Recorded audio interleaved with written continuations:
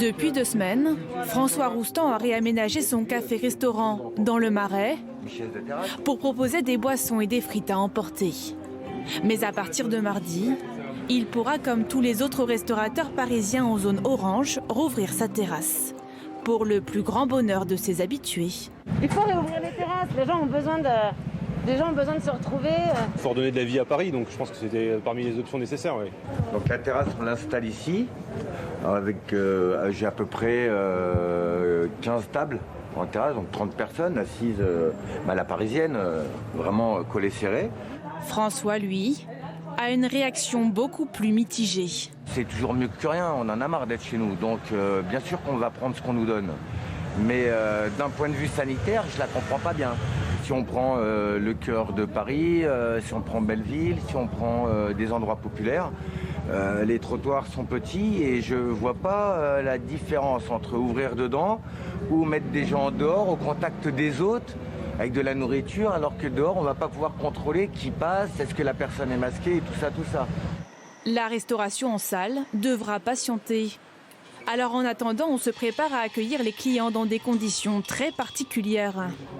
Mathieu Manzani a mis en place des cloches transparentes en plexiglas pour faire respecter les gestes barrières et accueillir plus de clients. Tout ce que je sais, c'est qu'a priori, si on réouvre dans des conditions sanitaires telles qu'on a pu l'entendre, c'est-à-dire 4 mètres carrés par personne, moi je réouvre avec 10 couverts dans le restaurant. C'est juste impossible. Avec ça, je peux imaginer ouvrir avec presque 40 couverts, ça change tout. De l'espoir, enfin, pour les restaurateurs, après des mois d'incertitude. Le secteur aurait perdu plus de 10 milliards d'euros pendant la crise. Et 40% des établissements seraient menacés, malgré les aides de l'État. Chômage partiel, fonds de solidarité de 1 500 € à 10 000 € pour les entreprises les plus fragiles, exonération ou étalement des cotisations sociales, prêts garantis par l'État. Des aides qui soulagent, mais qui sont loin de rassurer les chefs d'entreprise. Hier, dans toute la France, des chefs ont déposé à terre vestes de cuisine, toques et verres. Une manière de représenter le vide dans leur restaurant et d'alerter sur leur situation.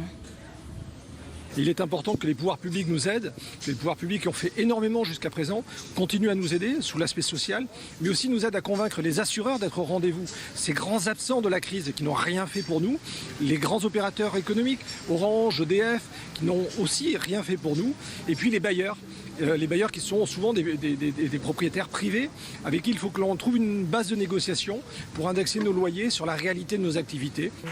Première victoire il y a quelques jours pour ce restaurateur parisien.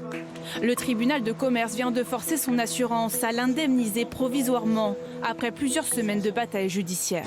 Nous avons gagné un sursis pour nous, petits patrons, et pour tous nos salariés. AXA a mis des moyens démesurés, incroyables, pour nous anéantir. Un cas qui pourrait entraîner une série de saisines judiciaires contre d'autres assurances.